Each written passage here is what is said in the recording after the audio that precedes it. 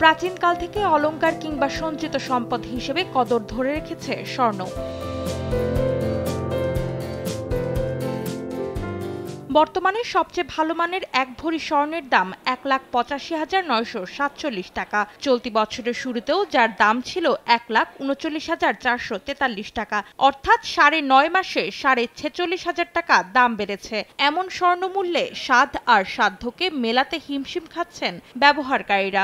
বিক্রেতাদের দাবি বছর ব্যবধানে বিক্রি নেমেছে অর্ধেকে। এভাবে যদি দাম বাড়তে থাকে তো অচিরেই হয়তো কাস্টমার ঝরে পড়বে মার্কেট থেকে। মার্কেট তো একদম ক্রেতা শূন্য, আর কেনার ক্ষেত্রে তো সবার শ্বাস বের হয়ে যাচ্ছে। আমরা যদি আগে ৫ লাখ টাকা দিনে সেল করতে পারতাম, এখন আমরা সেল করতেছি ২ লাখ টাকা। তবে অনেকের কাছে আবার এই ধাতুর ঊর্ধ্বমুখী মূল্য খুলে দিয়েছে নিরাপদ বিনিয়োগের মাধ্যম, কারণ পুরনো স্বর্ণ বিক্রিতে মিলছে ভালো মুনাফার সুযোগ। প্রয়োজন ছাড়া স্বর্ণ কেনার কথা চিন্তাই করা যায় না। একটা ফ্যাশনেবল একটা জিনিস, আবার অ্যাসেটও ওয়ান কাইন্ড অফ ভালো একটা অ্যাসেট। যাদের হিউজ পরিমাণ টাকা আছে তারা কিনে গোল্ড স্টক করতেছে। গোল্ডটা এখন আপনার বিনিয়োগও করতে পারে, যেহেতু টাকার তো মান সেরকম থাকছে না।